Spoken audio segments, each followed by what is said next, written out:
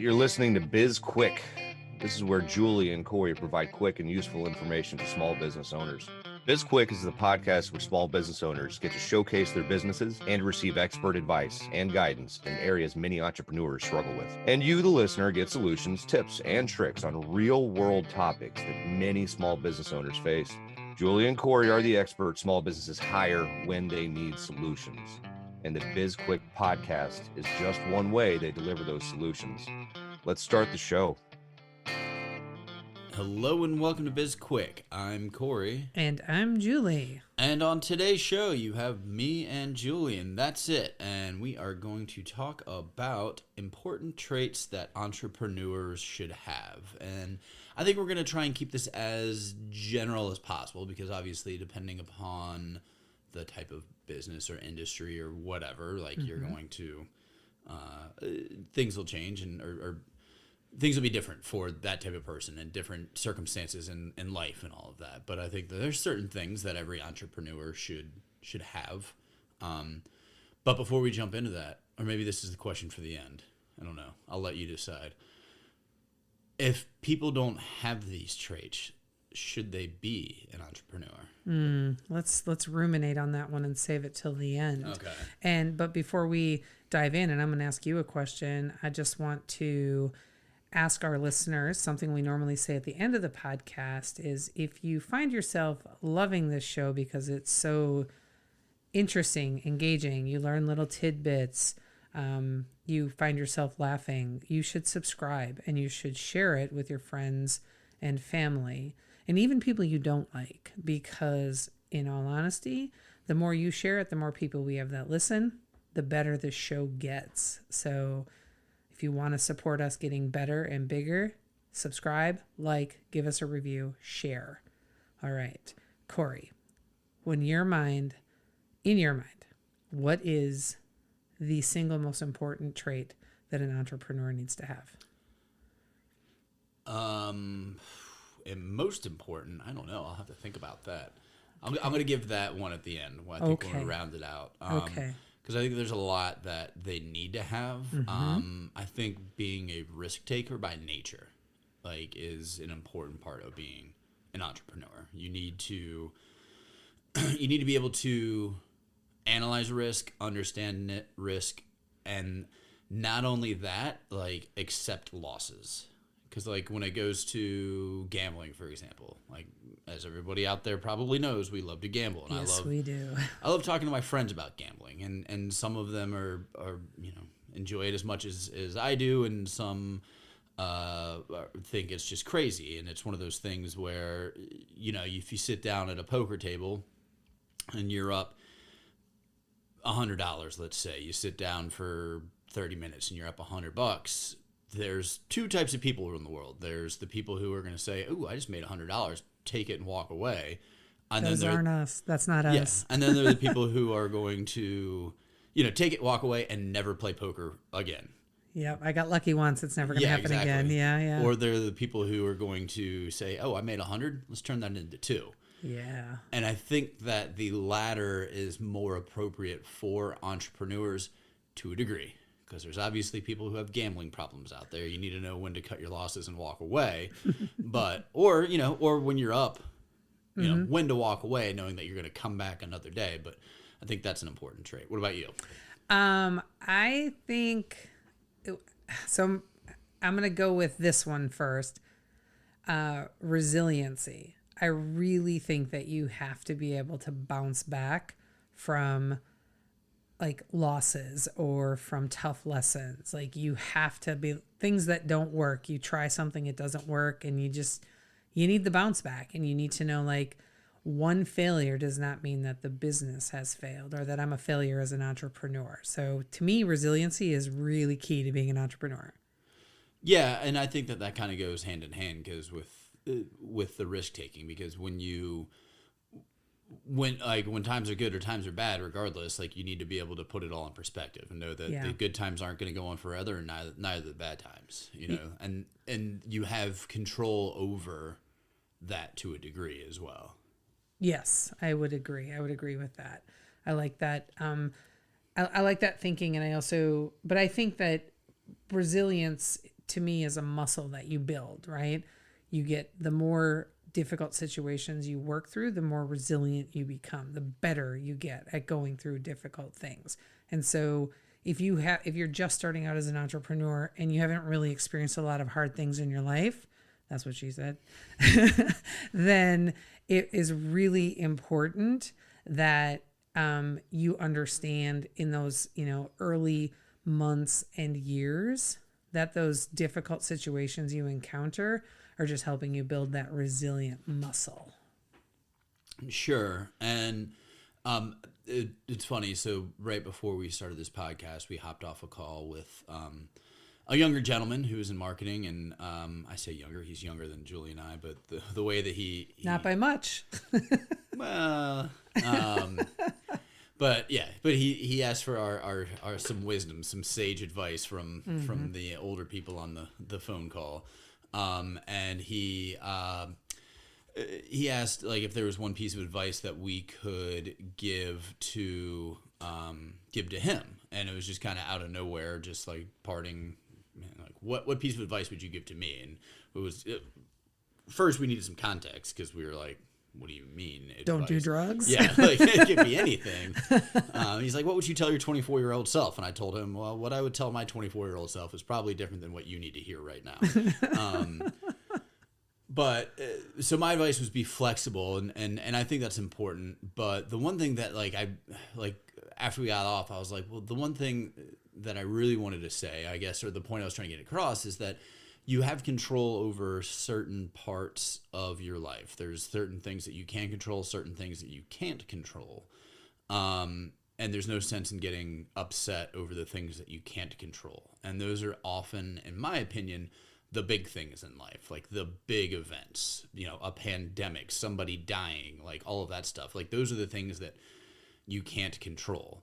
And so the saying, don't sweat the small stuff, in my mind is kind of backwards because you shouldn't sweat the big stuff. Like there's nothing you can do about it. So you should care about the details. You should care about the little things. And those are the things that you can control often, are like the little tiny changes you can make in your life. You can't make the big changes or take control over the big things that are going on in your life. So that's my advice, Emmanuel. Well, an interesting side note is when you say don't sweat the small stuff and you say don't sweat the big stuff, I would say if I had a superpower, it would be not to sweat at all, to be able to cool myself without sweating. Yeah, and then you pant. Right. There's already a solution for that, so apparently that's just a wasted wish. Yes. What was my advice to him? I don't even remember. And we literally just had the conversation. Oh, I gave him two pieces of advice. The first one was that people think about you a lot less than you think they do. So don't let the opinions of others hold you back. And I think that's great advice for entrepreneurs, right? You start something and you're a little bit afraid of what other people are going to think. And honestly, you shouldn't care because you can't control it. So it kind of feeds into what you just said. You cannot control it at all. And it really doesn't matter because there's a lot of people. I heard this saying a couple of weeks ago and I just loved it. Just because someone's in your circle doesn't mean they're in your corner. So you can have somebody in your network or, that's in your network or that's in your circle that you think is like really cheering for you and they're not. And you just can't care. You just have to keep moving forward and doing the thing that you want to do. That was my first piece of advice. My second piece of advice for him was find ways to take easy decision-making out of your day, like repetitive decisions. So sort of, along the lines of like Zuckerberg or Steve Jobs, like they removed the decision of having to decide what to wear every day. And as weird as that sounds, there's some sound logic behind that it's something, it's one less thing you have to think about, that you can focus on the big important things. So yeah. And while I agree to that to a degree, I had to make sure I got my agree and degree. Correct. Yeah. So yeah, while I agree to that to a degree, I also wonder how much computing power Steve Jobs saved daily by wearing just a black turtleneck and jeans. Well, that was just one example. I'm guessing there are a million little things that he did over the course of his career where he eliminated having to make those decisions, right? Yeah, there's that, I guess. But again, it's also like, for me, like, and maybe this is the same thing, but like, it's not like, I don't wear the same thing every day. Oftentimes it's very similar, but again, it's like, maybe it's the same thing. I don't care. Like I'm putting no effort into it because it was just like whatever the first t-shirt is, I grab, the cleanest pair of shorts on top of the pile is what, goes on. Like, and that's that. That's the end of like the decision. Yeah, no, I get that. I do think that it's the compound effect, right? When you start adding up all the decisions you don't have to make, it becomes easier. So you got more free time. You've got more brain power to use on other things, Corey. Let me tell you, it has not paid off. So I don't know when all that time's gonna, like, I mean, I guess at the end of my life, all of a sudden, I'm just gonna be like twiddling my thumbs because I saved all that t-shirt time. So well, you're the reason that I was thinking about that earlier today, before we were even on that call with Emmanuel. And the reason I was thinking about it is because of something that you said over the weekend, was that when you decided to move to Richmond, it was done and over, and that you were never going to have to consider where you were going to live again because you'd made that decision, and you didn't, now there was no more thought that needed to go into that. And I thought that we've had this conversation before where there's like so many approaches that you take to things that I'm like, God, that must be so freeing to never have to worry about that, right? Like listening to your internal monologue, which you don't have, like that must be so freeing. You don't spend any time arguing with yourself ever. No. Yeah. So it's that, removal of those things. Like you really do have, that's why you're so smart, Corey. That's why you make such like expert decisions on things, because you don't ever even consider like things that are just like no brainers. You don't spend any time. You don't waste your energy on stuff that doesn't matter ever.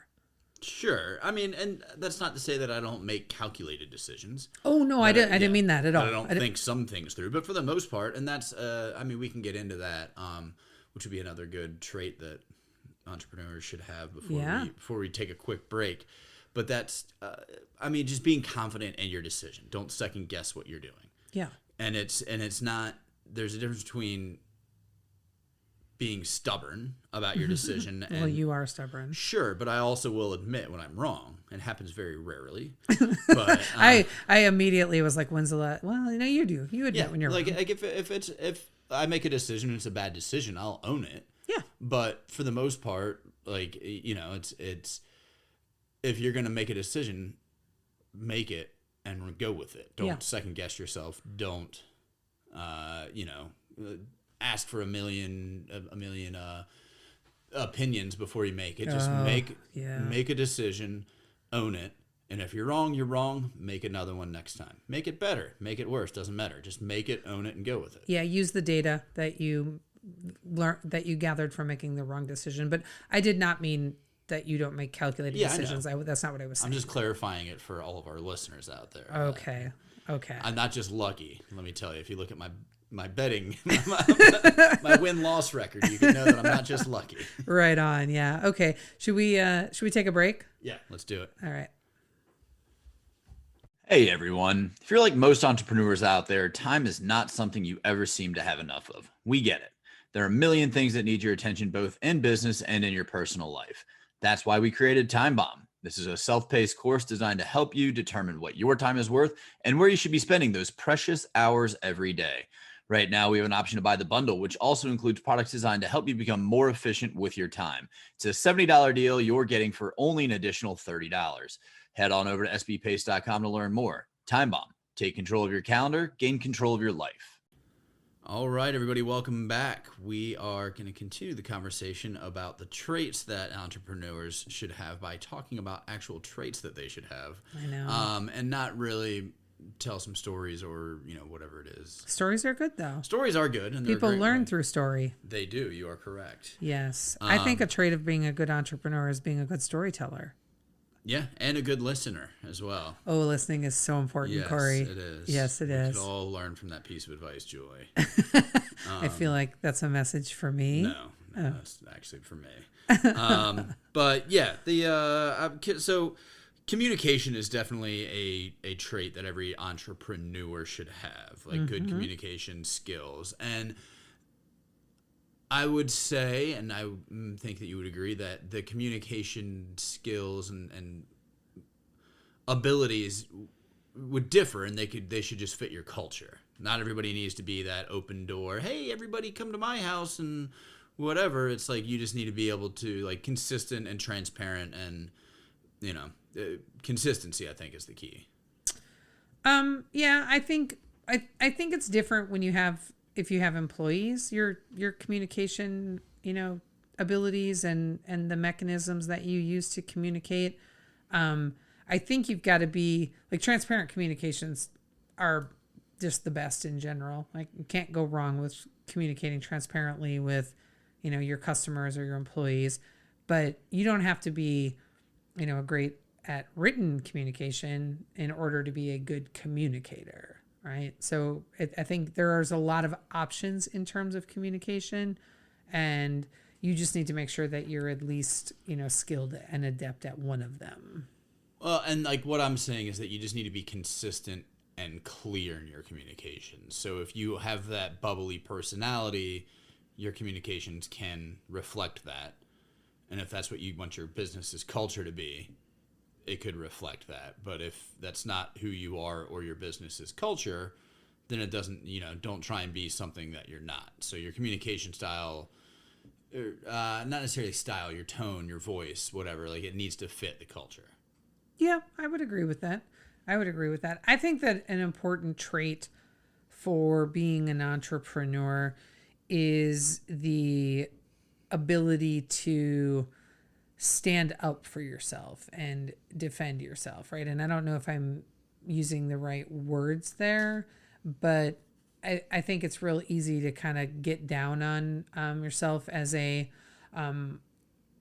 entrepreneur when you hear feedback from people. And to be able to, stand up, and especially like when you think about everything that we just went through in 2020, right? Small business owners, entrepreneurs needed really to stand up for themselves in many instances to actually stay in business, right? Because it was a tough year. The cards were stacked against them.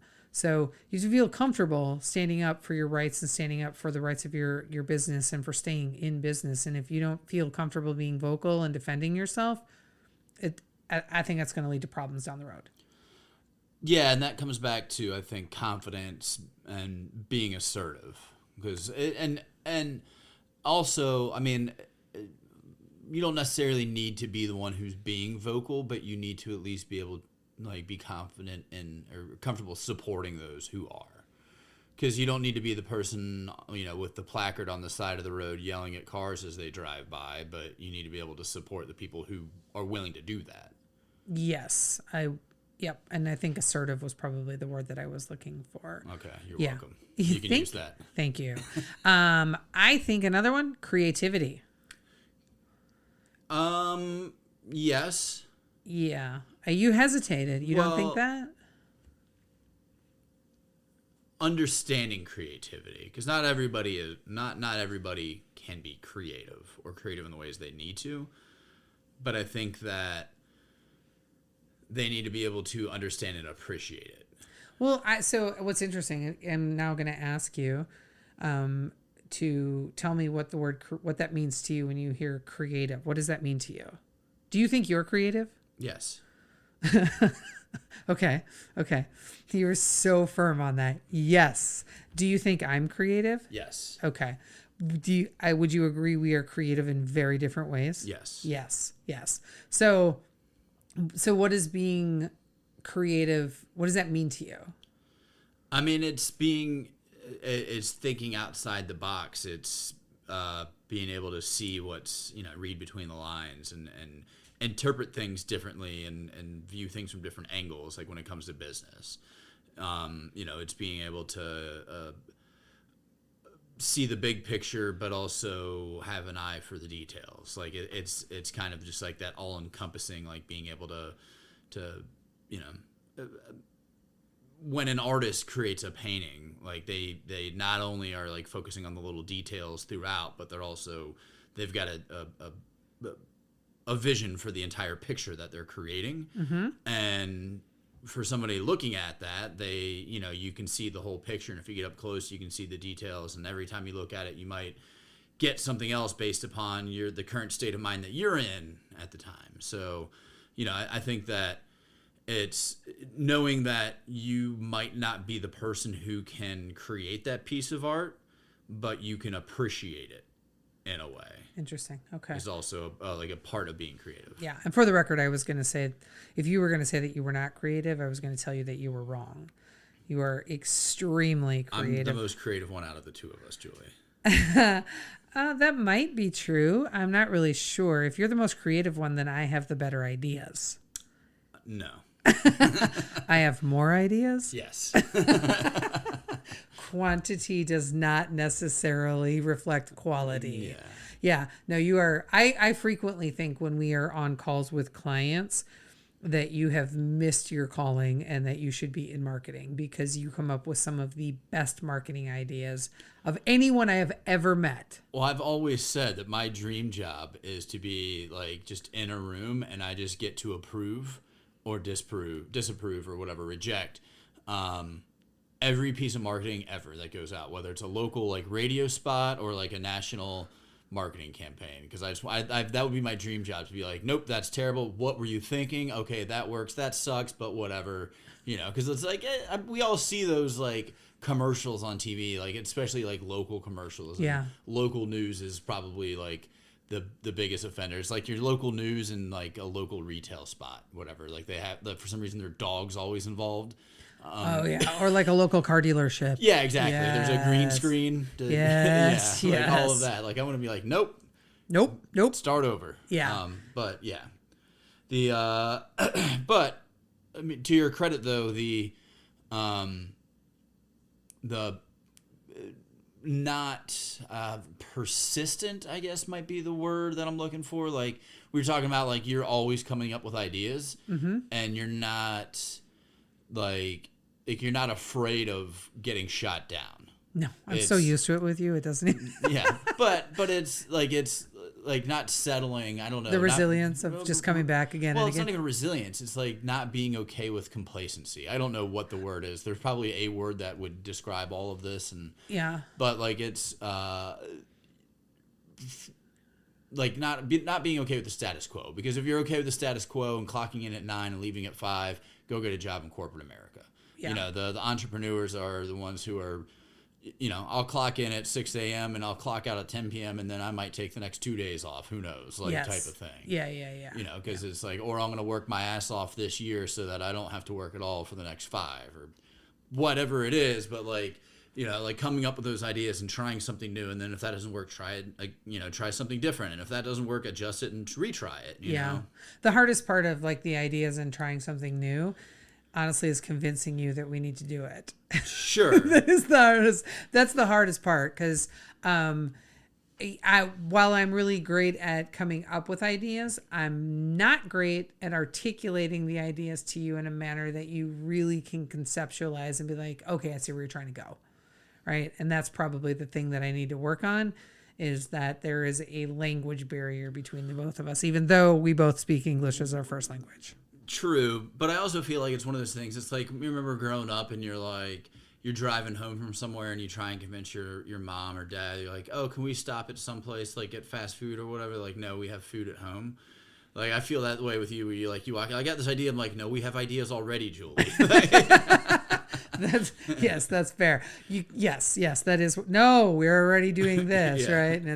But I also think the important thing in that element is that when I come up with an idea, because I'm the one who's more apt to want to like change something quickly, because I feel like it's not working and not giving it adequate time to really settle in and see if it will work. And you being like, let's have some patience here and try this out for a little bit longer before we're like, this doesn't work, right? Well, and it's funny because, again, back to that same conversation we had with Emmanuel today, the thing that he was saying is that the biggest problem that most people have when it comes to marketing is they create an ad and then 48, 36, 72 hours, whatever it is later, they haven't got the response that they wanted, so they change the ad. Yeah. And it's like, no, you have to put it in play, see what happens. I mean, you can make little tiny adjustments here and there, but for the most part, like, see what happens, come back to the drawing board, try again. Yeah. And that is key. And that's where I need to learn some patience. But all right, so back to traits. Patience is a good one. Yeah, that is a good one. So let's circle back to, what do you think is the most important trait? I think it's just being adaptable is probably the most important trait. Like being adaptable and level-headed. So, actually, yeah. Like Are those two different traits? Yeah. You can pick them both. I don't care. We can bend the rules. Yeah. Well, I'm trying to think. Yeah, for like an entrepreneur, I think that being adaptable, that's probably my number one. Is that you have to be able to understand that what you're doing now is probably gonna be different than what you're doing even later today, and not freak out about it. Yeah. I think, oh man, this is so tough because I've got two that I'm choosing between. So I'm going to tell you what they are, and then I'll let you weigh in or ask you to weigh in. The first one is, I think, the ability to ask for help, right? Like there's no reason to go it completely alone, no reason whatsoever. And then the second one that I have that I think is super important is being able to know your priorities, write down the priorities of the work that has to be done, and focus on those priorities. So focus to the detriment of anything else that might come in and try and distract you, so that you can actually make progress on the things that matter most in your business. So ability to focus, or the ability to ask for help. Okay. What do you think? I think the help is probably, of the two, I would say that's probably more important. Because if you know how to ask for help, then you could probably take care of a lot of other problems. That's true. But that's true. We're quickly running out of time here, so let's just go back to the original question that I had that we said we'd push to the end. So if somebody doesn't have any or all or some or most of these attributes that we talked about, should they even consider being an entrepreneur? This is probably going to sound harsh, but probably not. I would agree. Yeah. Okay. It's not for everybody. It's really not for everybody, and it's also look, you have to have patience, you have to have focus, you have to be able to do hard things, you have to ask for help. You have to I forgot some of the things that you have to have good communication skills. Like there's just this litany of things. And while you don't need all of them, the more of them that you have, the more successful you're going to be. And I think some of them you will build over time, your entrepreneur muscle, if you will, but you can't go into it without having any of them, or you're just going to fail. You're going to fall flat. Yeah, I think that's a good point, is that you can learn some of them, but you need to be able to, you need to have at least a little bit of a lot of them, and then you can learn the rest along the way. But yeah, that's going to be it for today. So thanks, Julie, and thank you to our listeners. And you can find out about SB Pace, and that's pretty much it, because we didn't have a guest today, in our show notes. Yep. You can connect with us on social media. We're on YouTube, Twitter, Instagram, Facebook, and LinkedIn, or you can reach us on sbpace.com. And you should subscribe to our pod if you are out there listening to this and like it, and make sure to give us a review on whatever platform it is that you listen to our podcast. Yeah, reach out to us about any topics you're interested in hearing more about, because we will do everything we can to cover the topic on this show. And we have a book out. It is a #1 bestseller on Amazon. It comes with a digital workbook. It's called Seriously, Now What? A Small Business Guide to Disaster Preparedness. And if you've already purchased the book, go ahead and go back to Amazon and give us a review. That's it for today. I'm Corey. And I'm Julie. And this was BizQuik, helping small businesses across America.